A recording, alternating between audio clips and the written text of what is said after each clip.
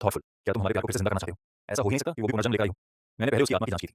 इस बात की जानकारी सिर्फ मुझे ही थी। सरप्राइज। मिस, आपका मतलब क्या है? अनॉयड। तुम सच में बहुत व्यस्त आदमी हो, इतनी आसानी से भूल गए कि मैं कौन हूँ। एंग्री। क्या आप मुझे जानती हैं मिस? 10 साल पहले आपने लोगों से मुझ पर गंभीर हमला करवाया था और मुझे हेवनली पाउडर लेने पर मजबूर किया था। क्या आपको याद नहीं? थॉटफुल। तो ये बात 10 साल पहले की है। उस पल चीनी शियान को आखिरकार याद आया कि 10 साल पहले जब उसका पुनर्जन्म हुआ था, तब उसने घायल याचांग वू को बचाया था। लेकिन इस जीवन में उसके कोई छुपे हुए इरादे नहीं थे। उसने ठीक से उसके घाव भरे और उसका जहर निकाल दिया। Short pause. हालांकि यांग वू बेहोश थी। फिर उसे ठीक करने के बाद चीनी शियान ने उसे शहर से बाहर भिजवा दिया। थॉटफुल। वो मुझे कैसे पहचान सकती थी? जरूर उसने बेहोश होने का नाटक किया होगा। विस्पर। तुम यांग वू हो। किनी ने गोली निकाली और उसे घाव भरने के लिए आगे बढ़ा। अनॉयड। अब जब मैं खुद तुम्हारे सामने आ गई हूं, तो तुम्हें अब कोई चाल चलने की जरूरत नहीं है। क्या तुम मेरा फायदा नहीं उठाने वाले? चकल्स। मैं तुम्हारा फायदा उठाऊंगा, बिल्कुल उठाऊंगा। लेकिन क्या पहले तुम्हारा इलाज कर लें? एंग्री। मुझे मत छुओ, तुम गंदे कमीने। सरप्राइज। रुको, अभी तो तुमने ही मुझसे कहा था कि मैं तुम्हारा इलाज करूं। साइज। हाय। सच में औरतें और छोटे दिल वाले आदमी दोनों ही संभालना मुश्किल होते हैं। अनॉयड। आखिर तुम चाहती क्या हो? साफ साफ बताओ। अगर तुम मदद नहीं करोगे तो क्या मैं इंडिफरेंट?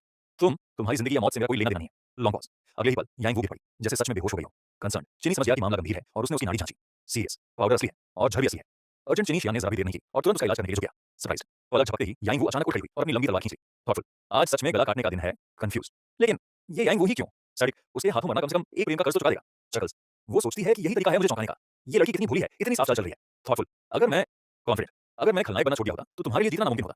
डिटरमिन्ड। ये किंग ने पहले से ही तैयारी कर रखी थी कि जैसे ही वह सबसे ज्यादा निश्चिंत होगा, उसी पल उस पर वार करे, उसे तुरंत काबू में लेकर उसे मौत की दुआ मांगने पर मजबूर कर दे। टीजिंग। क्या तुम डर रहे हो कि मैं तुम्हारे लिए बहुत मुश्किल हूं, इसीलिए पहले मुझे ठीक करना चाहते हो ताकि बाद में आसानी से मुझे अपमानित कर सको? एनॉयड। लेडी, क्या तुम पागल हो? मैं अभी भी तुम्हें हरा सकता हूं, फिर मैं तुम्हें अपमानित क्यों करूंगा? सार्कास्टिक। टाइनी, तुम्हारे पास सच में कुछ अच्छे चालें हैं। नकली सच्चाई दिखाकर मुझे बचाना, मेरा दिल जीतने की कोशिश करना। एंग्री। क्या तुम्हें लगा कि अपनी मूल शक्ति जलाकर मैं तुम पर तरस खाऊंगी या तुम्हारी आभारी हो जाऊंगी? सॉफ्ट। सपने देखते रहो, मुझे पता है तुम अकेले नहीं आए हो बेवकूफ, कहीं ना कहीं कोई सीन जरूर होगा जहां तुम मुझ पर तलवार ताने हुए हो, तभी तो तुम इतने शांत हो। तुम्हारे पास जरूर कोई छुपा हुआ ट्रुक का पता है। स्मोकिंग। हाँ, मेरा ट्रुक का पता तुम ही हो। सरप्राइज। मैं कॉन्फिडेंट, बिल्कुल। तुम स्वभाव से ही जंगली और बेपरवाह हो। सिलेक्टिव। तुम्हें खूबसूरत मर्द पसंद है। मेरे बेमिसाल चेहरे को देखकर तुम मुझे मार नहीं पाओगी, तुम मुझे अपने पास रखना चाहती हो, अपने बिस्तर को गर्म रखने के लिए। फ्यूरियस। बदतमीज, तुम घिनौने कमीने, मौत सामने खड़ी है और फिर भी तुम। एंग्री। हिम्मत है तुम्हारी। Long pause. यंग वो अपनी बात पूरी कर पाती, उससे पहले ही टाइनी एक्सियन बेहोश होकर गिर पड़ा। स्केप्टिकल। शिष्य, क्या तुम्हें यकीन है कि यही वो कमीना है जिसके बारे में तुमने कहा था? इसने तुम्हें बचाने के लिए अपनी ही मूल शक्ति को नुकसान पहुंचा दिया। क्यूरियस। गुरुजी, क्या आसपास कोई बड़े चिन्ह विशेष छिपे हुए हैं? थॉटफुल। जरा भी निशान नहीं है, बिल्कुल भी नहीं। पजल्ड। जब इसे बचाने के लिए कोई विशेष नहीं है तो ये इतना निडर कैसे हो सकता है? सरप्राइज। ये तो बेहोश भी हो गया। एनॉयड। क्या ये मुझे ही इससे निपटने के लिए छोड़ नहीं रहा? मैं भी तुमसे पूछना चाहती हूँ, क्या तुम्हें पूरा यकीन है कि यही लड़का पहले तुम पर लट्टू था और तुम्हें नशा देने की कोशिश की थी? थॉटफुल। अभी तो इसके मन में तुम्हारे लिए कोई बुरा इरादा नहीं था। तुम्हें दवा देते समय इसने बस तुम्हारे घाव को थोड़ी देर के लिए देखा, उसके अलावा इसने तुम्हारी तरफ दोबारा देखा नहीं। हॉरी। वो इसीलिए क्योंकि अब वो मुझसे ऊब चुका है। Short pause. रुको, इस जीवन में तो उसने मुझे छुआ नहीं और पिछले 10 सालों में भी मैंने उसे किसी और के पीछे भागते नहीं देखा। पजल्ड। क्या ये सब भी उसकी किसी चाल का हिस्सा हो सकता है? कंसर्न। इसने बहुत ज्यादा रक्त तत्व, खून की शक्ति खो दी है, क्या हमें इसकी मदद करनी चाहिए या नहीं? एंग्री। इसे मरने दो, ऐसा कमीना बनने के लायक है। तुम। फ्यूरियस। वासनाओं में डूबा हुआ कमीना, छोड़ो। मैं चाहती हूँ कि वो मौत से भी बदतर दर्द झेले, ऐसे ही मर जाना उसके लिए बहुत आसान है। काम। शिष्या, मैं तुमसे एक बात पूछती हूँ, जब तुम 10 साल पहले लौटी थी तब तुम अब भी कुंवारी थी, उसने तुम्हें छुआ नहीं था, फिर तुम मुझसे इतनी नफरत क्यों करती हो? थॉटफुल। पिछले 10 सालों से मैं उसे देख रही हूँ, किंग एक्सेन सबके साथ नरम और दयालु रहा है, उसने कभी भी आम लोगों को न सताया, न ही उन्हें नीचा समझा। एनॉयड। गुरुजी, क्या मैंने आपको पहले ही नहीं बताया था? जब मैं उस समय घायल हुई थी तो ये सब उसकी साजिश थी, उसने मुझे जड़ दिया था। रिजाइन। ठीक है, क्या तुम्हें चाहिए कि मैं उसके डायनेटियन ऊर्जा केंद्र को नष्ट कर दूं? जरूरत नहीं, बस उसके जागने का इंतजार करो, फिर वो धीरे धीरे उसे इस राह पर अच्छा सबक सिखाएगा। आह, मेरी भोली शिष्या। चिन्नक सेन के जागने के कुछ ही देर बाद चिन ने ठंडी जमीन से उठा और चारों तरफ देखा। वो अब भी अपने आंगन में था। तुमने सच में मेरी साधना शक्ति सील कर दी?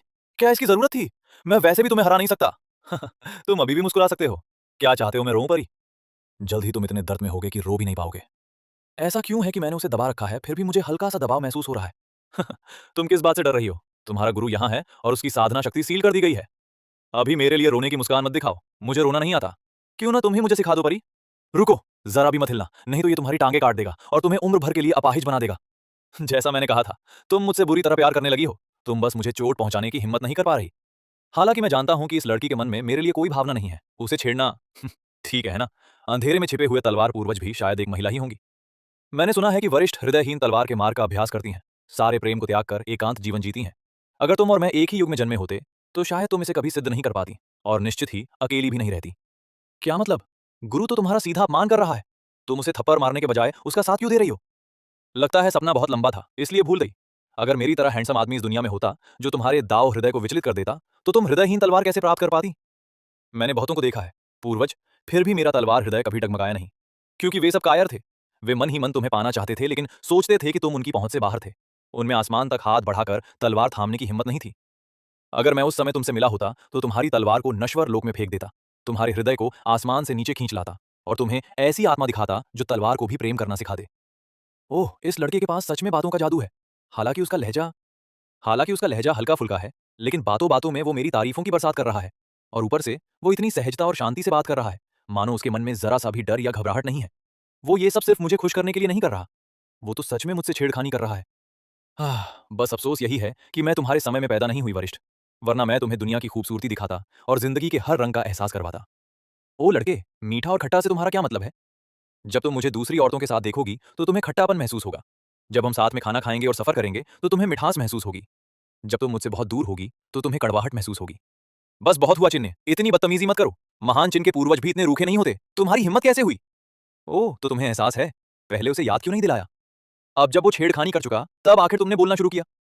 क्या अफसोस की बात है। हृदयहीन तलवार का मार्ग कैसे अस्तित्व में हो सकता है? ये तो कितना नीरस विचार है। इतनी खूबसूरत महिला, लेकिन एक तलवार अमर जिद करके लकड़ी की तरह व्यवहार करे, ये कितना नीरस है। क्या यिंग वू और तलवार पूर्वज कोई मसखरे हैं? मैं बात को यहां तक ले आया हूं, फिर भी ये दोनों सहन किए जा रहे हैं। हास्यास्पद। तुम्हें कैसे पता कि वो अनुपम सुंदरी है, बेहद बदसूरत नहीं? तुम गलत हो। अनुपम सुंदरी सिर्फ चेहरे की खूबसूरती को नहीं कहते। प्रेम और घृणा उठते गिरते रहते हैं। इसके बारे में बताओ। ये तुम्हारे साथ चलता रहेगा। ये आसक्ति कभी नहीं मरती। मुझे तो लग रहा है मैं तीसरा पहिया हूं।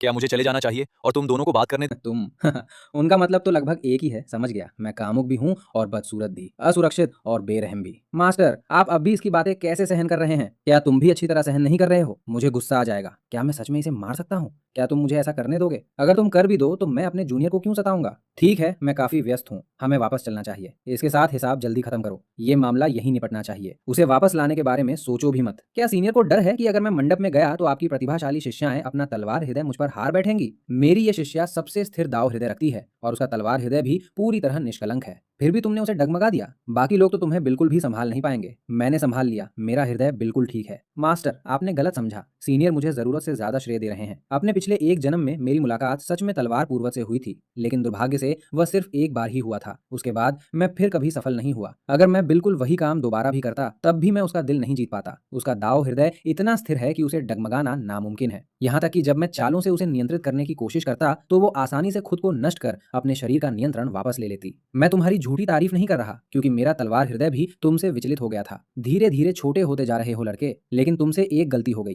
मैं पहले सिर्फ निर्दयी दाव पर ध्यान देता था, लेकिन बहुत पहले ही उसकी सच्चाई समझ गया था। यहाँ तक कि पेड़ पौधों में भी भावनाएं होती हैं, फिर इंसान कैसे निर्दयी हो सकता है? क्या आप समझे सीनियर? कृपया मेरे अपराध को क्षमा करें।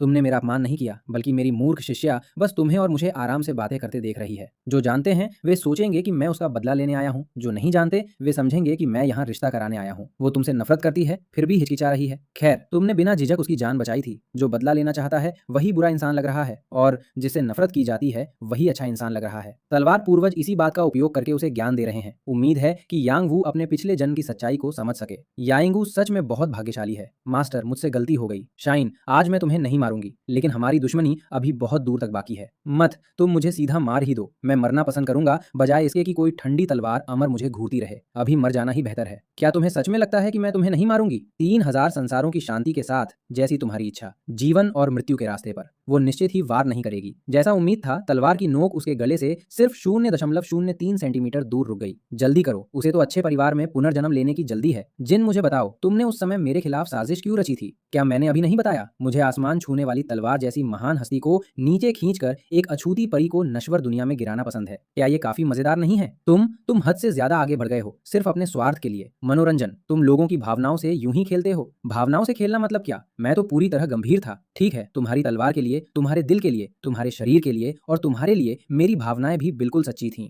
किनीशन पूरी तरह बकवास कर रहा था, लेकिन उसकी बातों ने याइंग